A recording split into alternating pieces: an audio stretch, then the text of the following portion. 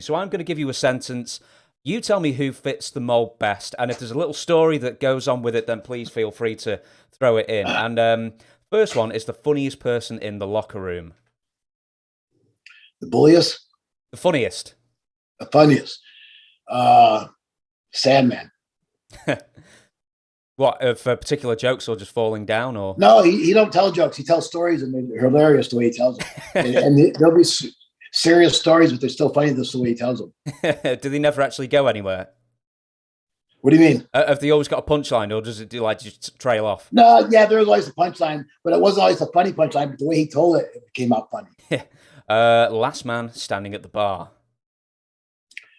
That'd be Sandman again.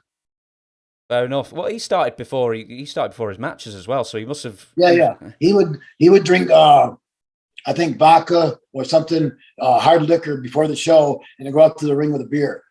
But he made it look like he drank beer all night. He didn't drink beer all night. He drank liquor. He just drank beer on his way to the ring. Biggest stooge for the dirt sheets. Biggest stooge for the dirt sheets, Paul Heyman. You're not the first person to say that. The smelliest wrestler you ever wrestled. Balls Mahoney. You're not the first person to say that either. Who was most in trouble with The Office, either in ECW, WWE, or wherever? Besides myself, New Jack. I'm not shocked. Clumsiest. Clumsiness. Besides myself, Sandman. This has got to be from first-hand experience. Of course. Yeah. Something vaguely in my head says lizard, and I forget what it is, but I know it's something to do with the Sandman. That was the time we were tripping on acid during a match. Were you tripping on acid at the same time? No, I took acid a couple of times, but I was too scared to take it before a match. I'm too scared to take it now. I don't blame you. I don't want to trip. I don't want to trip. No, I know. Yeah, I'm just not a drug person. I'd be so scared. Like, you know, when they give you these PSAs or whatever about, you know, you can do the one in the. I will be that 1 in 1,000 who has the bad reaction. ends up with my head popping off. You know, the greatest jobber. Greatest jobber, Barry Horowitz. That's interesting. That I don't think many people say Barry Horowitz. How can you say Barry? He was a great worker, and he knew how to get his opponent over. A good jobber is a guy who makes the guy who's going to beat him look good. You don't want a good jobber ain't a guy who eats a guy up and then loses to him. A good jobber is a guy who puts the guy over and then loses to him. Yeah, and it's always nice when they don't have the ego about it as well. Yeah, well, you can't have an ego for your jobber. Yeah, stiffest puncher.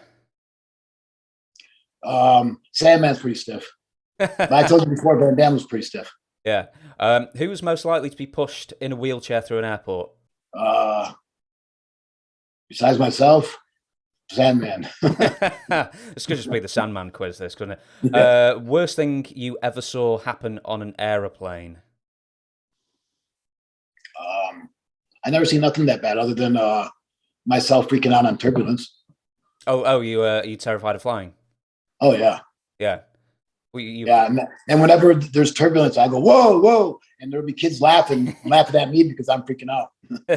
The old saying is, don't freak out until the air stewards and stewardesses freak out. Then that's when you know when to go crazy. You're right. I'll give you a few more then. Biggest ladies man. Biggest ladies man? Yes.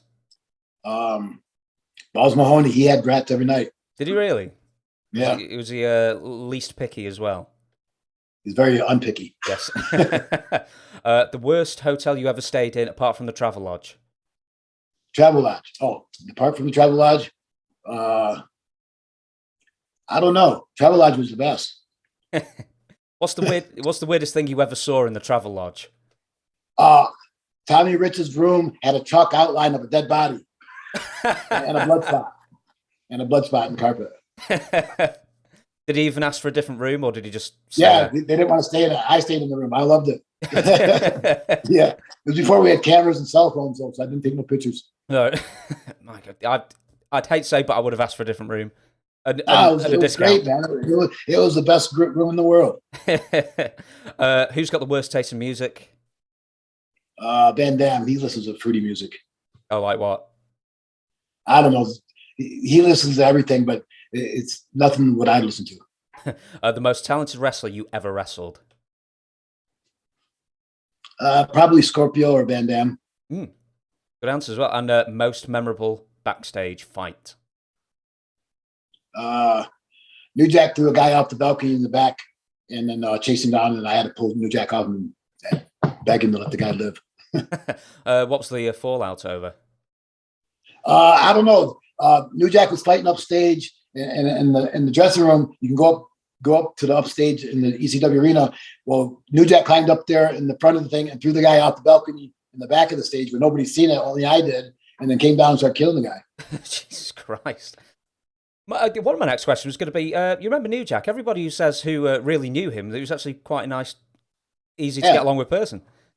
Wrestling is a work. When they say you live your gimmick, that's still a work. You're not really a gangster or really anything. So my uncle would have loved him if he would have, because he lived his gimmick, but he didn't believe his gimmick. He just lived it. And were you present for any of the matches? Because I heard a new one recently, something about Skinhead Ivan. Where he ended up cutting him. But were you present for any of the fabled matches where New Jack sliced someone up? No, I was usually not around, or I didn't see it, and I usually didn't hear about it until weeks later, and then it was none of my business. He never done that to me, so I didn't get involved. No, what was he like to hang out with? Was he just like the dude that everyone like crowded around in bars and stuff? Yeah, he was all right. He was always causing a scene. He was always or something like that. So out of nowhere he'd come out and say that. What, and then he was off as a fight. Yeah, and he'd start a fight. With ECW, right? Did you ever get summoned to court as a witness for any reason? Me, no. Because I'm trying to think how many court cases ECW caused. Yeah, I was never involved in any of them. Like when that mass trans incident happened, I wasn't there. I was in Japan.